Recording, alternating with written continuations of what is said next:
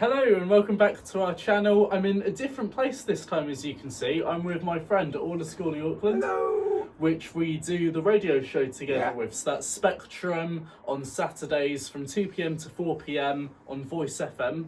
103.9, isn't it? I think it's 103.9, on FM. And it's also on DAB. Absolutely, yeah. So you can find that online too.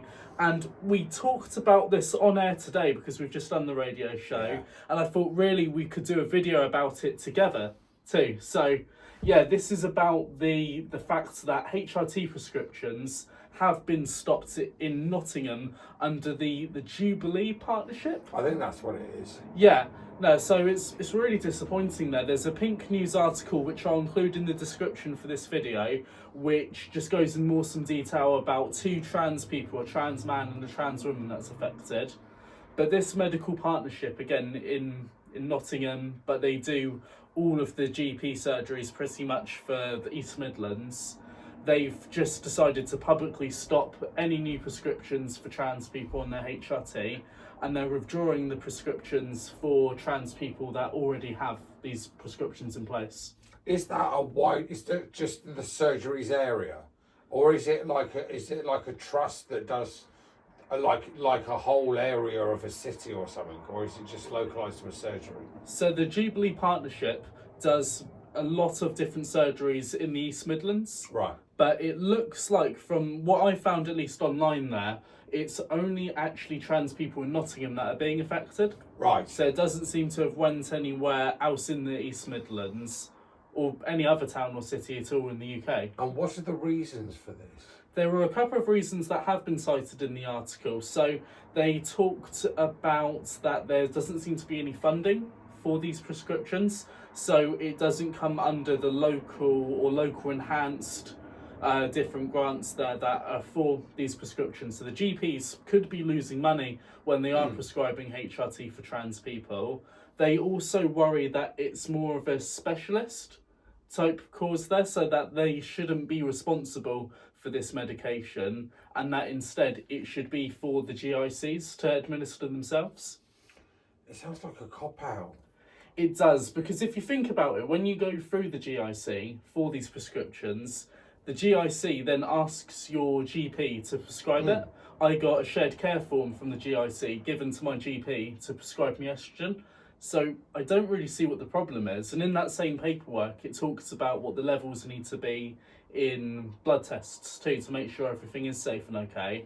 So I'm not too sure really what the concern is. I think it must be something more financially based. It's either that or it is an ideological thing, if you can call it that. It's a personal opinion of the trustees of that particular area, and they've decided we don't want to prescribe to trans folk and non-binary folk. Yeah, no, and that is a worry too, if there are maybe directors or someone high up that is making this decision for personal reasons there. This is people's healthcare. It is. This is lives at risk. HRT is life-saving medication. It shouldn't be up for debate. It shouldn't just be pulled suddenly. And it was just before Christmas that they did this too, which is really, really frustrating.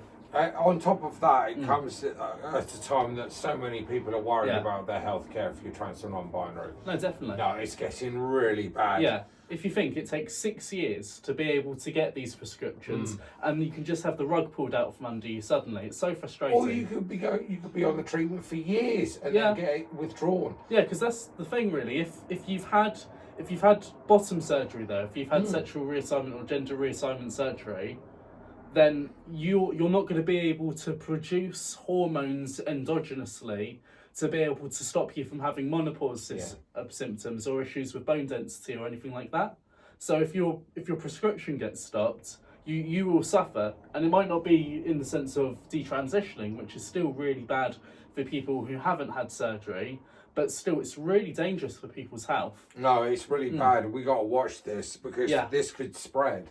That's the worry, if other GPs take note of this, if there is an issue with funding or whatever. It could be like a bowling ball, it just takes one pin to fall and then they all scatter. That's the worry that I have.